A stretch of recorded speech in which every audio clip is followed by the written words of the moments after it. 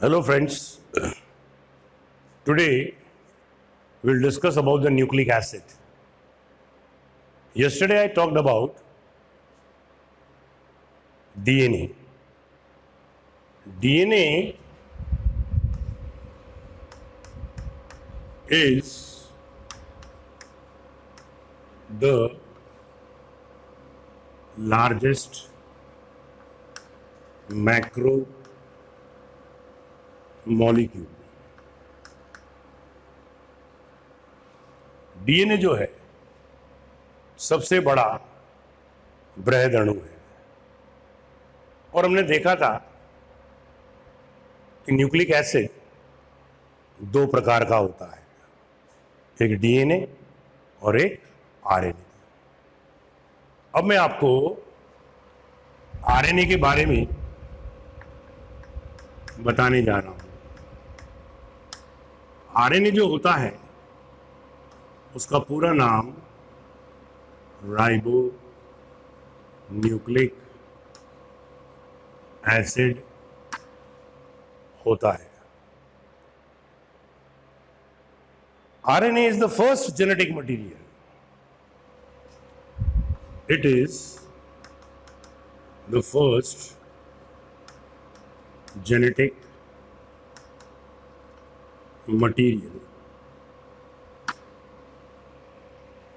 It also act like catalyst. ये जो है उत्प्रेरक के रूप में भी काम करता है.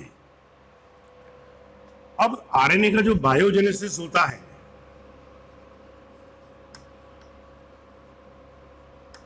यानी कि उसकी उत्पत्ति जो होती है वह कैसे होती है, तो आंसर होता है बाय ट्रांसक्रिप्शन. ट्रांसक्रिप्शन के कारण होती है. ट्रांसक्रिप्शन क्या होता है? जब डीएनए आरएनए में बदलता है तो इस स्टेप को हम ट्रांसक्रिप्शन कहते हैं. इसके लिए आरएनए पॉलीमरेज एंजाइम की आवश्यकता होती है. RNA means ribonucleic acid. Basically it is of two type. यह दो प्रकार का होता है, एक जेनेटिक और दूसरा नॉन जेनेटिक. जेनेटिक वाला जो होता है वो इनहेरिटेबल होता है.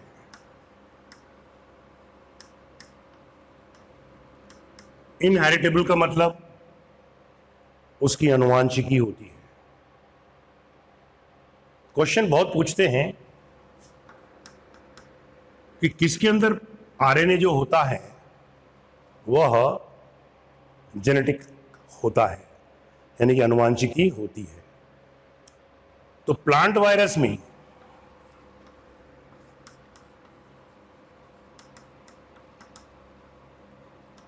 आरएनए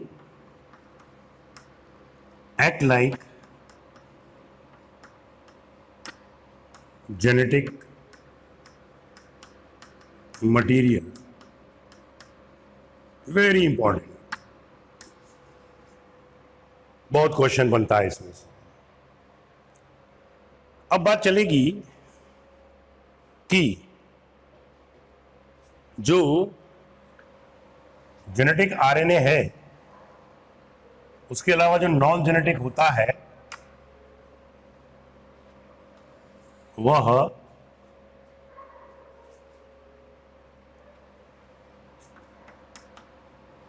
कितनी प्रकार का होता है, तो आंसर होता है 3 प्रकार का. RRNA, tRNA mRNA।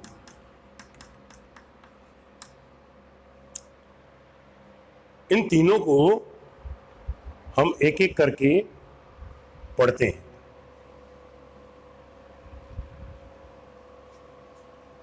सबसे पहले मैं आपकी मुलाकात rRNA से कराता हूं। R का मतलब हो गया राइबोसोमल, राइबोसोमल RNA। राइबोसोम के बनाने में ये हेल्प करता है। Actually you can also call it the ribosome factory. और राइबोसोम किसकी फैक्ट्री होती है? प्रोटीन बनाने की फैक्ट्री होती है। So we can also call ribosomal RNA as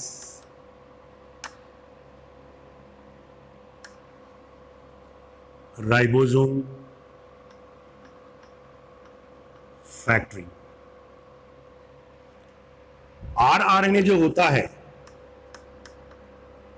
it is maximum in quantity.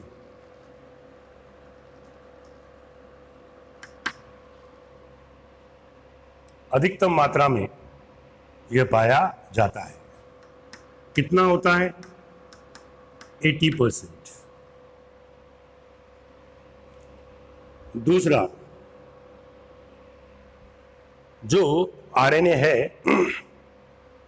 rRNA, ये कहाँ बनता है, यानी कि इसका ओरिजिन कौन करता है? तो आंसर होता है बाय न्यूक्लियोलस।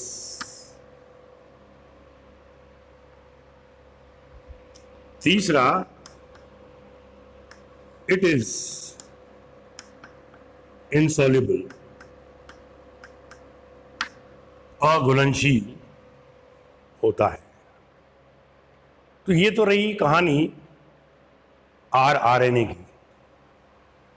अब आता है हमारे पास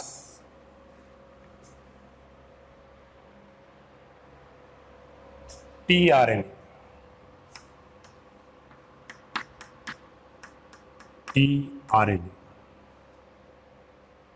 tRNA means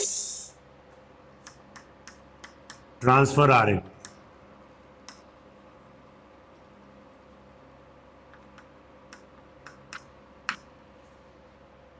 Transfer RNA is responsible to transfer the anticode at the time of protein synthesis। Protein संश्लेषण के समय यह प्रतिकूट एंटीकोड को ट्रांसफर करने के लिए उत्तरदायी होता है। अब इसकी स्ट्रक्चर जो थी was given by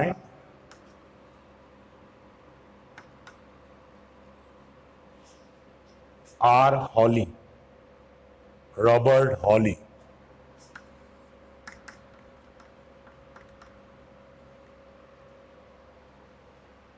हॉली ने इसकी स्ट्रक्चर दी थी।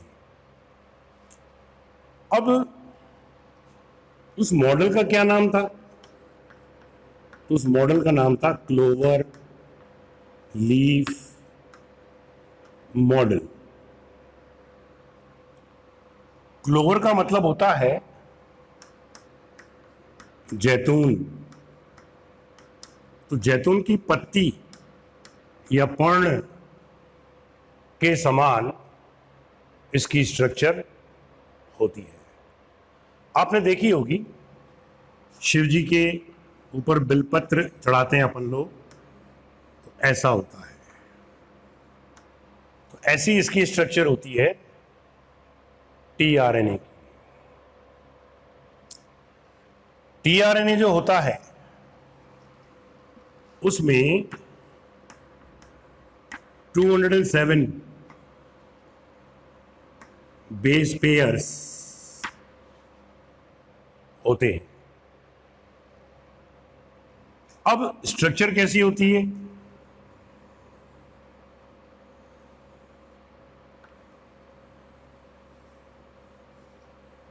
वह ऐसी होती है। ये क्लोवर लीफ मॉडल जो है ये 2 डायमेंशनल होता है। द्विविमीय। आरएनए एक रज्जु की होता है। RNA is single stranded.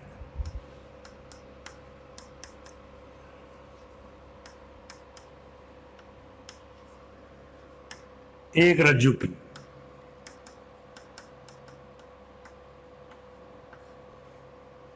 और डीएनए डबल स्ट्रैंडेड होता है। डीएनए या आरएनए जो सिंगल स्ट्रैंडेड होता है वह डबल स्ट्रैंडेड भी देखने को मिलता है। तो डीएस आरएनए हमको वुंड ट्यूमर वायरस में मिलेगा। किसमें मिलेगा? वुंड ट्यूमर वायरस में। रिट्रोवायरस भी होता है, एक रियो वायरस भी होता है। एचआईवी का, एचआईवी के अंदर, एचआईवी वायरस के अंदर 2 copies of ssRNA are present. 2 copies, 2 प्रतिलिपियां हमको देखने को मिलती हैं।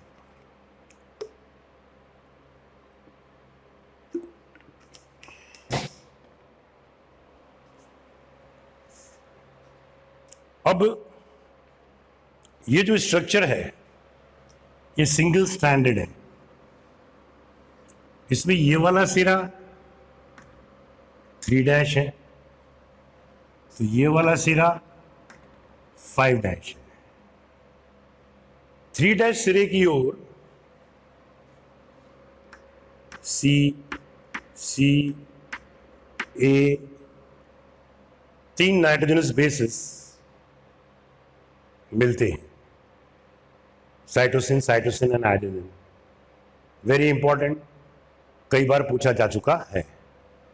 और 5' के अंतिम सिरे पर हमको गुआनिन मिलता है। ये इसमें 3 लूप हैं, 1 2 3। इसको बोलते हैं pseudo uridine loop. Pseudo uridine loop को हम टी साइसी भी कहते हैं। T psi C loop. तो ये हमारे पास में टी साइसी लूप हो गया। अब ये सूडो यूरिडिन लूप या टी साइसी लूप क्या करता है? तो आंसर होता है it helps in recognition of ribosome. ये राइबोसोम की अभिज्ञान में सहायक होता है। और ये एक लूप होता है जिसको हम लोग एडिशनल लूप कहते हैं। ये एंटीकोडोन लूप होता है। एंटीकोडोन क्या?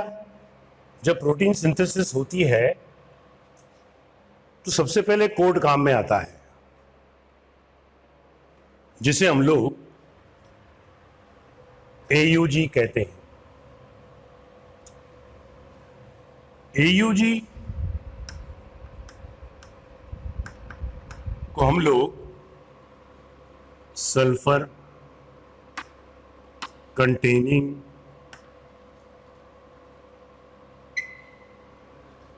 अमीनो एसिड कहते हैं। इसका दूसरा नाम होता है मिथियोनिन।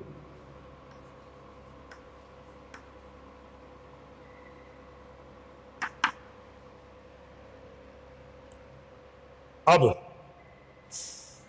इस कोड को डिकोड करने के लिए एक एंटी कोड की आवश्यकता पड़ती है, तो उसका नाम होता है UAG, UAC। तो ये ट्रांसफर आरएनए प्रोटीन सिंथेसिस के समय एंटीकोडोन लूप की सहायता से UAC नाम का एंटीकोड ले आता है और उसको डिकोड कर देता है। फिर पेप्टाइड बॉन्ड बनता है। ऐसे धीरे धीरे बहुत सारे अमीनो एसिड्स बनते हैं और प्रोटीन का फॉर्मेशन होता है। ये वाला जो लूप है इसको DHU लूप कहते हैं। DHU लूप कहते हैं, जिसका पूरा नाम होता है डाइहाइड्रोक्सी यूरिडिन।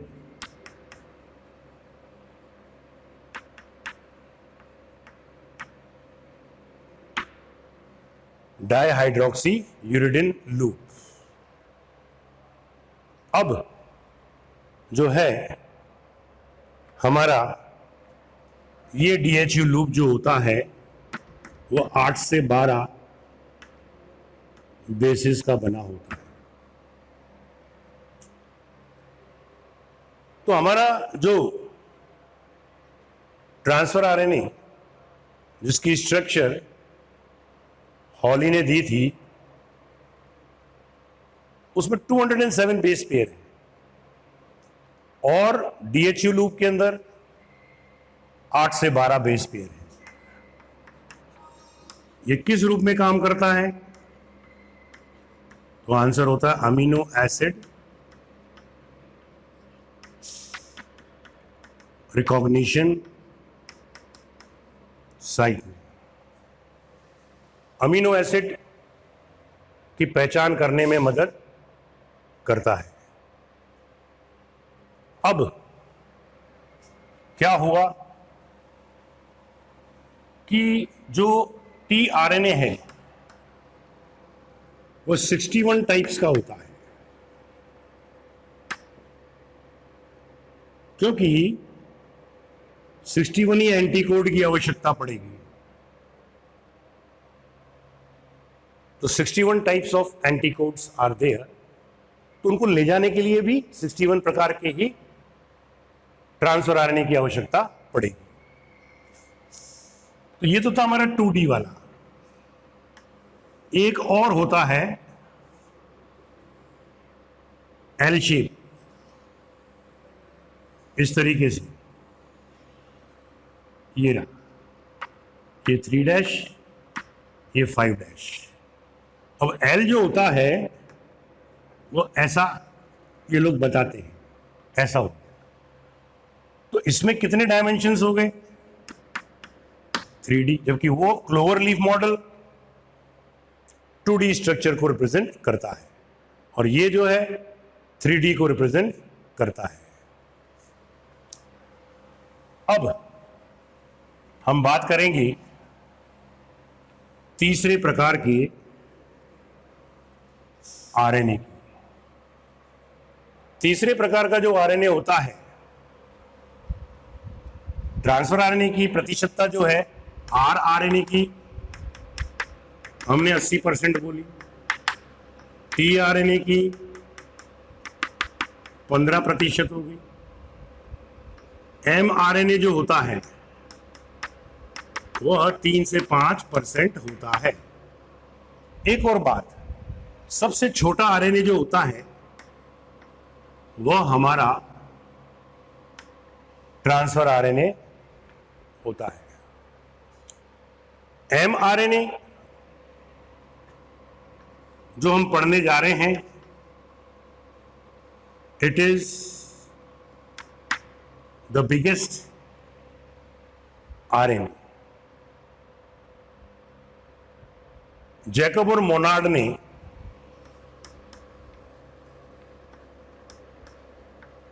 इसके बारे में बताया था। और एक बंदा था एस्ट्रिचियन। एस्ट्रिचियन ने इसका एक्सट्रैक्शन किया था, निष्कर्षण किया था। किसमें से किया था? From E coli. इकोलाई में से इसका एक्सट्रैक्शन किया था। अब एमआरएनए जो है मैसेंजर आरएनए कहलाता है। तो ये मैसेंजर आरएनए जो देखेंगे आप, as I told you, it is the biggest one, जिसके 2 सिरे हो गए, ये 5' और ये 3'। 5' सिरे पर हमको एक टोपी या कैप लगी हुई मिलती है, जिसे हम लोग 7 मिथाइल गुआनोसिन कैप कहते हैं। और इस जगह पर पॉलीएडेनिन या पॉली ए की कैप होती है। Actually these are the caps modified ATP. ATP के रूपांतरण से यह बनती हैं। और ये 2 रीजन जो होते हैं, इनको नॉन कोडिंग क्षेत्र भी कह सकते हैं। इनके अंदर कोई कूट या कोड नहीं होता है, इसलिए इसको यूटीआर रीजन भी कहते हैं, अनट्रांसलेटेड रीजन। इसको भी हम लोग यूटीआर कहते हैं। अब हमारे पास में 64 कोड होते हैं। उनमें से इस जगह पर स्टार्टिंग कोड होता है, जैसे कि अभी मैंने बताया था, वो होता है AUG। इसी को हम लोग मिथियोनिन कहते हैं।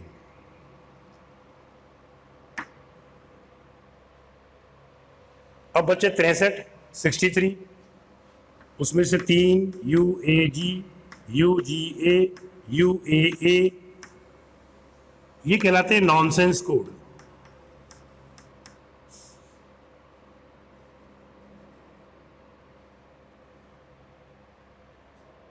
अगर प्रोटीन सिंथेसिस के समय ये कोड उपस्थित हो जाते हैं तो प्रोटीन सिंथेसिस बंद हो जाती है।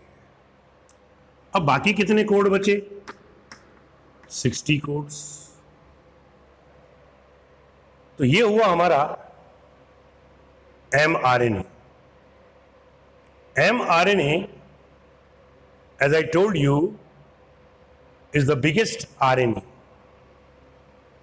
Now we compare that on the basis of quantity and on the basis of size. On the basis of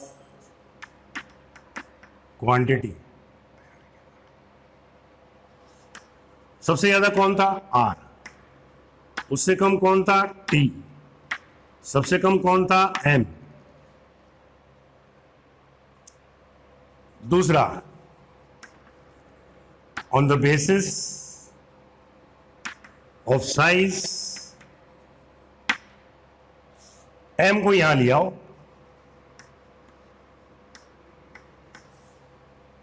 ये हो गया। Biggest is your mRNA, then rRNA, and smallest is your tRNA। tRNA को हम लोग soluble RNA भी कहते हैं, soluble RNA। अब ये जो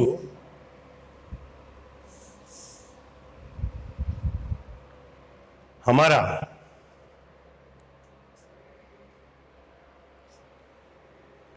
आरएनए जो था वो समाप्त हुआ। अब क्वेश्चन ये बनता है कि which is more stable, DNA है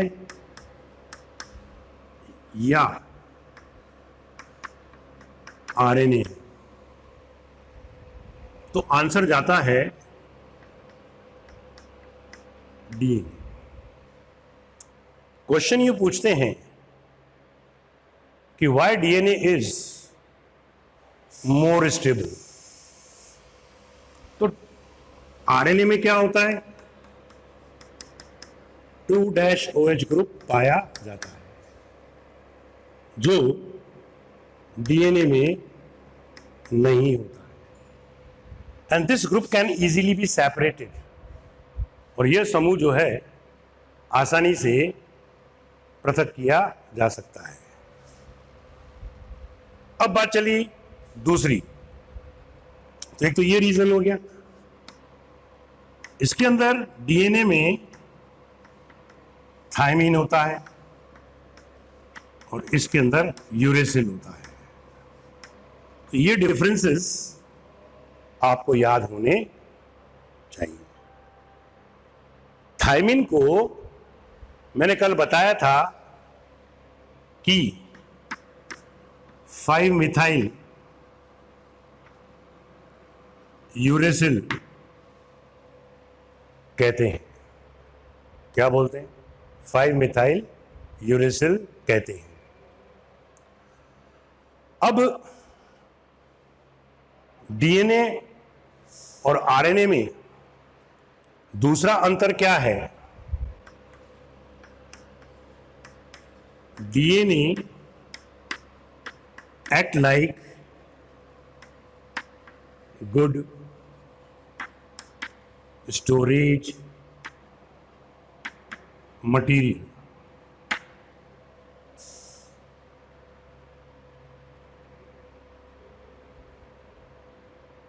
for genetic information.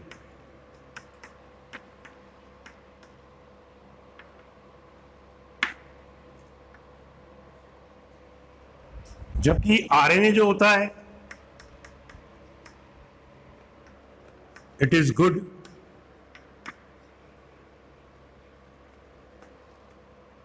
Genetic material for transmission of genetic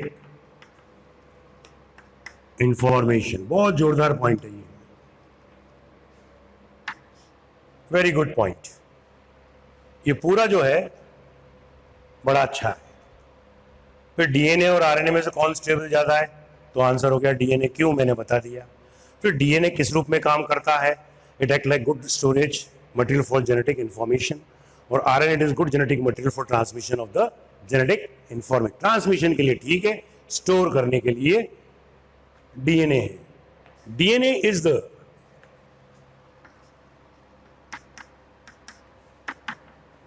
unit of heredity,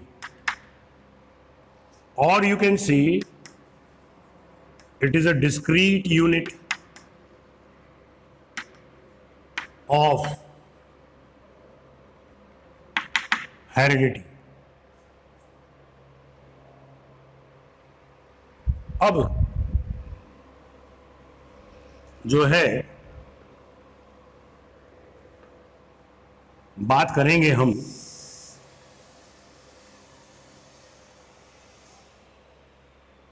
DNA replication की। डीएनए रेप्लिकेशन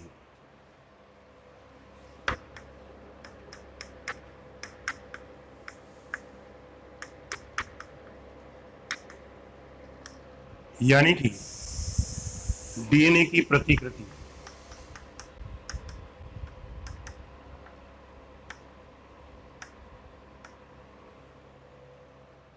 क्या होती है डीएनए की प्रतिकृति? वी आर ऑल्सो रेप्लिका, हम भी प्रतिकृति हैं, जिसमें मदर के भी कैरेक्टर हैं और फादर के भी कैरेक्टर हैं। तो ऐसे ही जब दो डीएनए रेप्लिकेट होते हैं तो हम यूं समझा सकते हैं कि भाई ये एक डीएनए रहा, इसका ये तंतु अलग हुआ, और इधर जो है दूसरा डीएनए जिसका ये तंतु अलग हुआ, ये दोनों यहां पर मिल गए, hybrid DNA. So this we can call it as the replica. That is copying of DNA is called your DNA replication. अब DNA replication जो होता है वह सेमी कंजर्वेटिव होता है।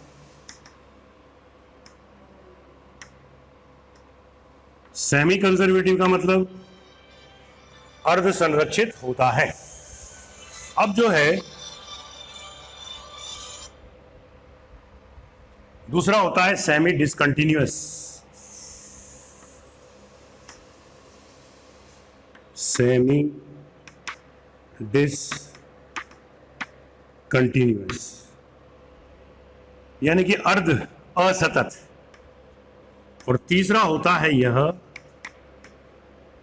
By directional. Semi conservative, semi discontinuous and by directional. DNA की प्रतिकृति अर्ध संरक्षित होती है, सेमी कंजर्वेटिव होती है। इस संदर्भ में किसने बताया था? In E coli it was given by Meselson and Stahl. और in eukaryotes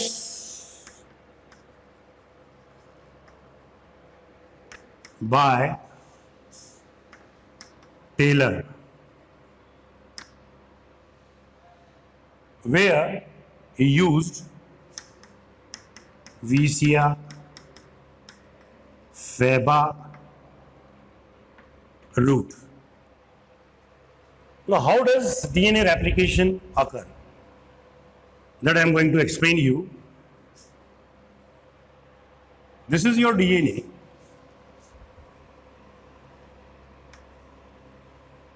Now, first it will replicate. तो जब डीएनए का रेप्लिकेशन स्टार्ट होता है तो यहां पर एक प्राइमर आकर जुड़ता है।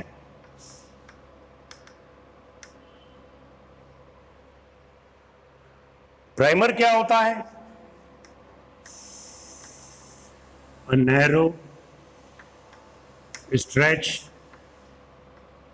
Of RNA.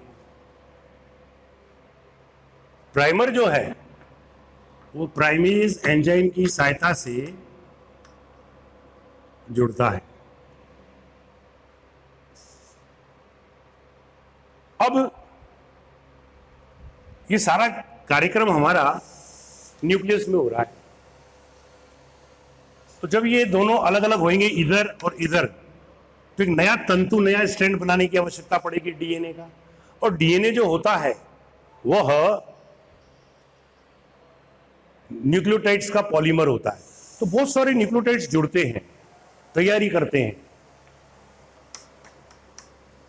तो nucleoside changes into nucleotide by the help of phosphorylase enzyme and ATP. तो इसका जो फॉर्मेशन है उसको हम लोग फॉस्फोराइलेशन कहते हैं।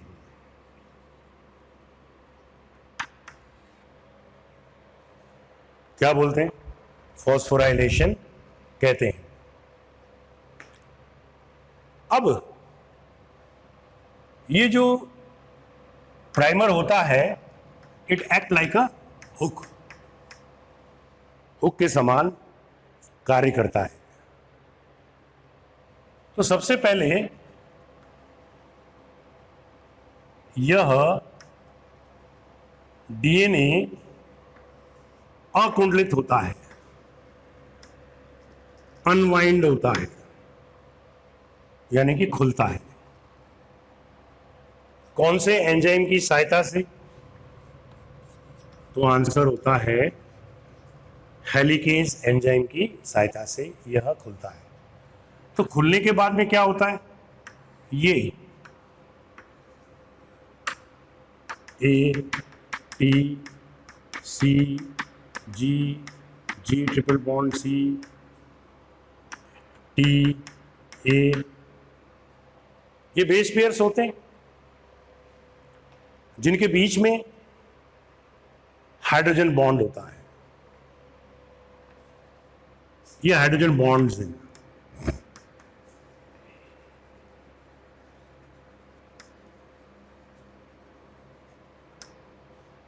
अब इन हाइड्रोजन बॉन्ड्स को वीक करने के लिए या तोड़ने के लिए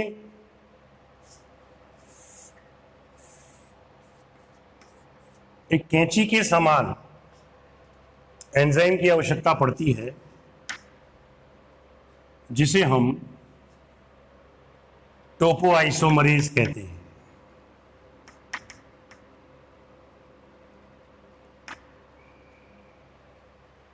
तो अब आपका डीएनए जो होता है वह ऐसे खुल गया।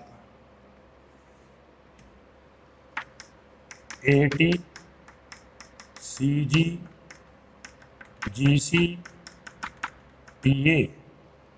तब ये A T G C, A के सामने कौन था? T, T के सामने कौन था? A, G के सामने कौन था? C, और C के सामने कौन था? G। अब ये जो हमारा तंतु है F डैश 3 डैश, ये 3 डैश, ये F डैश, इस पॉइंट को रेप्लिकेशन फॉर्क कहते हैं।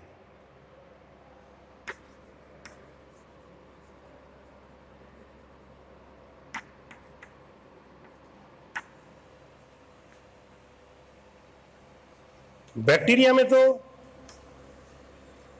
ये सर्कुलर डीएनए होता है। तो जब ये खुलता है तो एक ही point of origin of replication होता है। 1 point of origin of replication होता है। तो फिर ये ऐसे खुल जाएगा। किसके अंदर? प्रोकैरियोट्स में। और यूकैरियोट्स में मैनी पॉइंट्स आर देयर। क्यों? क्योंकि हमारा डीएनए काफी लंबा होता है। यहां से लेकर सूरज तक सारे डीएनए की लंबाई को जोड़ दो तो इतना लंबा डीएनए होता है। तो कहीं से भी टूट जाता है वो।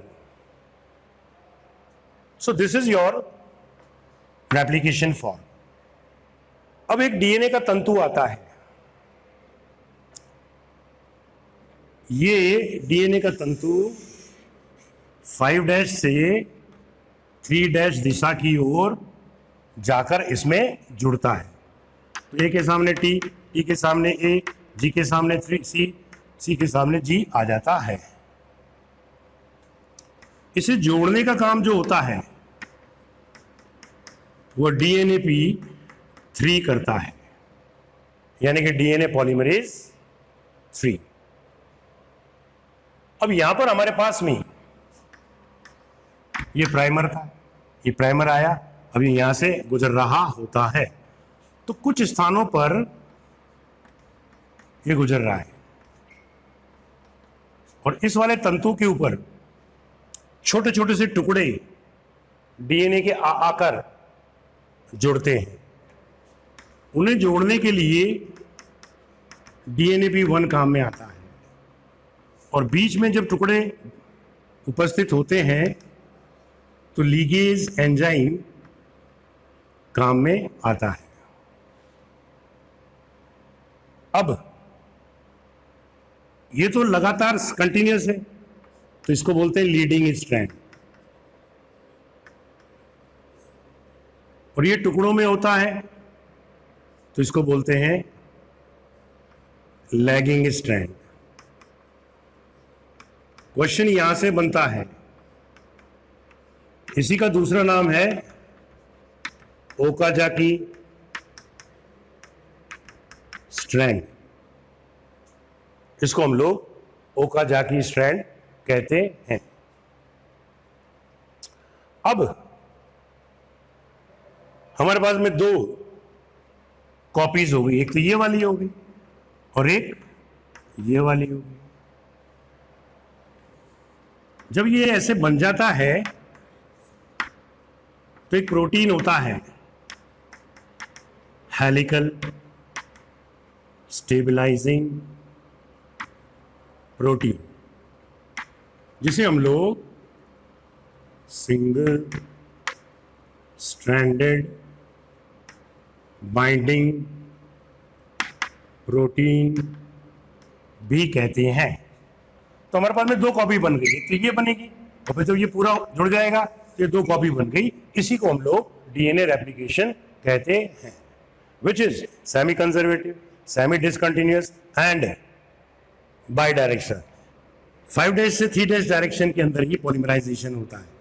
ये दूसरे को भी देखो, ये 5' to 3', ये क्वेश्चन भी बहुत पूछते हैं। अब बाय द वे, अगर कोई गलत नाइट्रोजनस बेस सामने आ गया तो प्रूफ रीडिंग एंजाइम काम में आता है और DNAP1 और DNAP2 की सहायता से उसको हटा दिया जाता है और इस प्रकार से हमारे डीएनए की रेप्लिकेशन होती है। अब बात चलेगी कि डीएनए जो होता है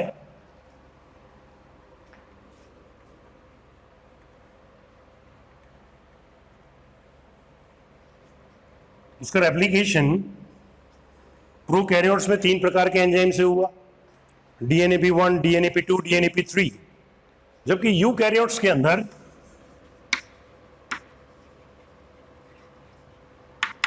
5 प्रकार का होता है, अल्फा, बीटा, गामा, डेल्टा और एपिलेप्सो। ये लैगिंग स्ट्रैंड्स का इलोंगेशन करता है।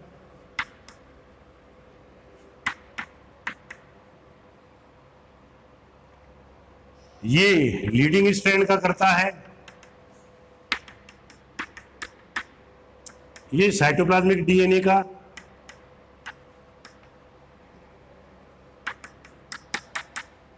रेप्लिकेशन करता है और यह माइटोकॉन्ड्रियल डीएनए का रेप्लिकेशन करता है।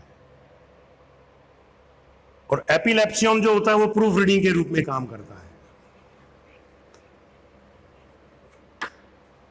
और इसी के साथ हमारा डीएनए रेप्लिकेशन समाप्त होता है।